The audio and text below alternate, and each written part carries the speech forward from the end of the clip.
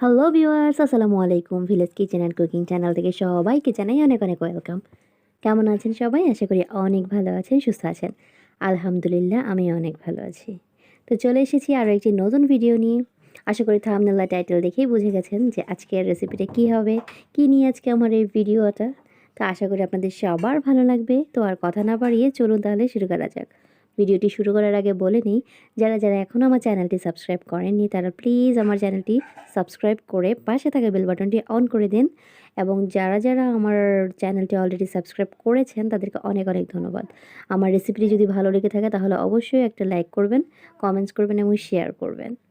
তাহলে আমি আবারও বলছি, যারা যারা এখনও আমার চ্যানেলটি সাবস্ক্রাইব করেননি তারা প্লিজ আমার চ্যানেলটি সাবস্ক্রাইব করে দিবেন এবং পাশে থাকা বেল বাটনটি অন করে দিবেন। তো চলুন তাহলে শুরু করা যাক।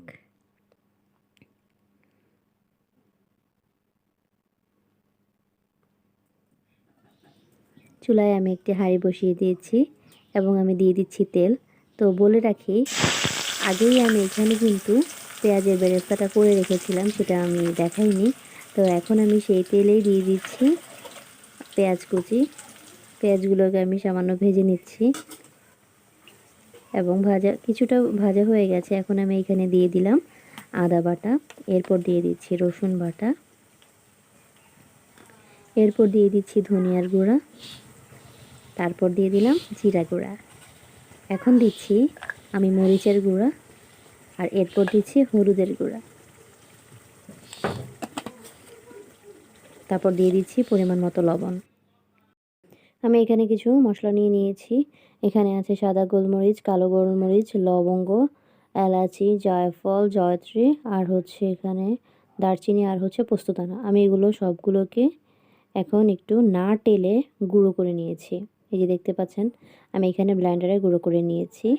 আর এই গরম মশলা গুঁড়াটা আমি তরকারিতে ব্যবহার করব। তো এইখান থেকে আমি অর্ধেকটা এখন মশলার সাথে দিয়ে দিব, আর বাকি অর্ধেকটা আমি পরে দিব। তো দেখতে পাচ্ছেন আমি অর্ধেকটা এখানে দিয়ে দিয়েছি।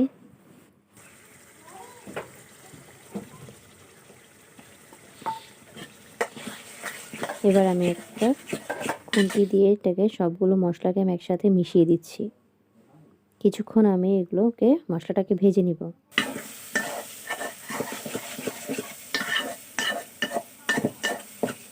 মশলাটা ভাজা হয়ে গেছে, এখন আমি এর মধ্যে পানি দিয়ে দিলাম মশলাটাকে কষানোর জন্য।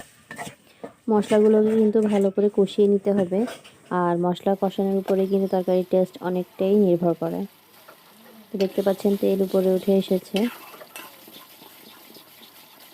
ভালো করে নেড়ে চেড়ে দিচ্ছি, তা না হলে কিন্তু নিচে লেগে যেতে পারে। তো মশলাগুলো কষানো হয়ে গেছে। এই পর্যায়ে আমি দিয়ে দিচ্ছি গরুর মাংস। এখানে আমি 1 কেজি পরিমাণ গরুর মাংস নিয়ে নিয়েছি।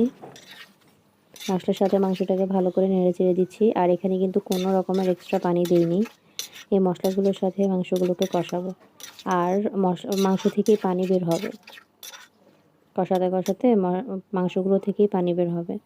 তো ঢাকনা দিয়ে আমি রান্না করে নিব আরও। দেখতেই পাচ্ছেন কিছুক্ষণ পরে এটা কিন্তু মাংস থেকেই কিন্তু পানি বের হয়েছে, আমি কোনো এক্সট্রা পানি দিইনি। এই পানি দিয়ে আমি মাংসটাকে ভালো করে সেদ্ধ করে নিব, মশলার সাথে কষিয়ে নিব।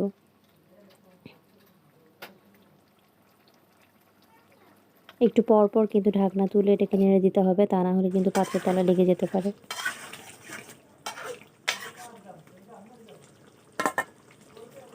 এরকম করে যতক্ষণ না পর্যন্ত পানিগুলো শুকায় ততক্ষণ পর্যন্ত ভালো করে এগুলোকে কষিয়ে নিতে হবে।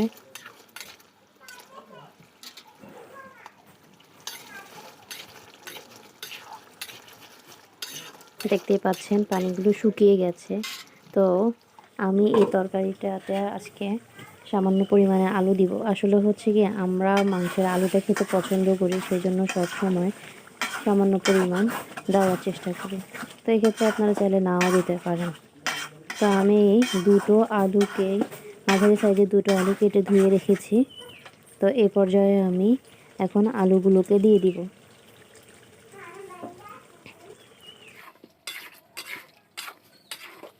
আলুগুলোকে মাংসের সাথে ভালো করে মিশিয়ে দিচ্ছি, ঢাকনা দিয়ে দিব। এভাবে বেশ কিছুক্ষণ আমি কষিয়ে নিয়েছি, কষানো হয়ে গেছে। এখন আমি দিয়ে দিচ্ছি এখানে পানি।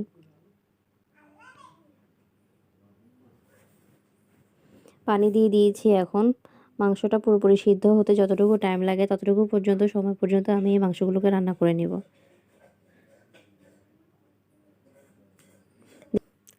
আধা ঘন্টা পরে দেখুন, দেখতেই পাচ্ছেন ঝোল কিন্তু শুকিয়ে গেছে, তরকারি প্রায় হয়ে এসেছে। দেখতেই পাচ্ছেন ঝোল শুকিয়ে গেছে। এখন আমি যে বাকি গুঁড়ো মশলাটুকু রেখেছিলাম সেই মশলাটুকু আমি এখন দিয়ে দিচ্ছি। বাকি মশলা সব দিয়ে আমি এটাকে নেড়ে মিশিয়ে দিচ্ছি। এখন আমি প্রথমে বলেছিলাম যে প্রথমে আমি পেঁয়াজ বেরেস্তা করে নিয়েছিলাম, সেই বেরেস্তা করা পেঁয়াজগুলোকে আমি এখন তরকারির উপরে ছিটিয়ে দিয়ে দিচ্ছি। আর অবশ্যই চেষ্টা করবেন এই বেরেস্তাটা দেওয়ার জন্য। আর এটা দিলে আসলে তরকারির স্বাদটা অন্যরকম আসে, ফ্লেভারটা ভালো আসে। তো এইভাবে আমি আরও 5 মিনিট চুলায় রেখে দিব। তো 5 মিনিট পর দেখতে পাচ্ছেন তরকারিটা হয়ে গেছে, আর আমি এখন একটা বাটিতে সার্ভ করে নিয়েছি। দেখতে পাচ্ছেন তরকারিটা দেখতে কেমন হয়েছে, আর তরকারির ঝোলের যে গ্রেভিটা ওটা কেমন হয়েছে। ঝোল কিন্তু বেশি রাখিনি, একদম মাখা মাখা রেখেছি। দেখতে পাচ্ছেন ঝোলটা কেমন হয়েছে। আর এই মাংসটা কিন্তু গরম ভাত, পোলাও, খিচুড়ির সাথে খেতে অনেক ভালো লাগবে, এবং সেই সাথে রুটি অথবা পরোটার সাথে খেতেও কিন্তু অসাধারণ লাগবে। তো এই ছিল আমার আজকের রেসিপি। তো সবাই জানাবেন আমার এই রেসিপিটা কেমন হয়েছে। আমার রেসিপিটা যদি ভালো লেগে থাকে তাহলে অবশ্যই যে লাইক করবেন, কমেন্টস করবেন এবং আমার ভিডিওটি শেয়ার করে দিবেন। এবং যারা যারা এখনও আমার চ্যানেলটি সাবস্ক্রাইব করেননি তারা প্লিজ আমার চ্যানেলটি সাবস্ক্রাইব করবেন এবং পাশে থাকা বেল বাটনটি অন করে দিবেন। আর যারা যারা অলরেডি আমার চ্যানেলটি সাবস্ক্রাইব করেছেন তাদেরকে আসলে অনেক অনেক ধন্যবাদ। আর অনেকেই আছেন, অনেক ভিউয়ার্সরা আছেন আমার ভিডিওটি দেখে কিন্তু সাবস্ক্রাইব করেন না, তাদেরকে বলবো প্লিজ আমার চ্যানেলটি সাবস্ক্রাইব করবেন এবং পাশে থাকা বেল বাটনটি অন করে দিবেন। তো ভিডিওটি দেখার জন্য আপনাদেরকে অনেক অনেক ধন্যবাদ। আর সবাই অবশ্যই কমেন্টস করে জানাবেন যে রেসিপিটি কেমন হয়েছে, আর অবশ্যই আপনারা বাসায় ট্রাই করে দেখবেন। তো সবাই ভালো থাকবেন, সুস্থ থাকবেন, আমার জন্য দোয়া করবেন। আল্লাহ হাফেজ।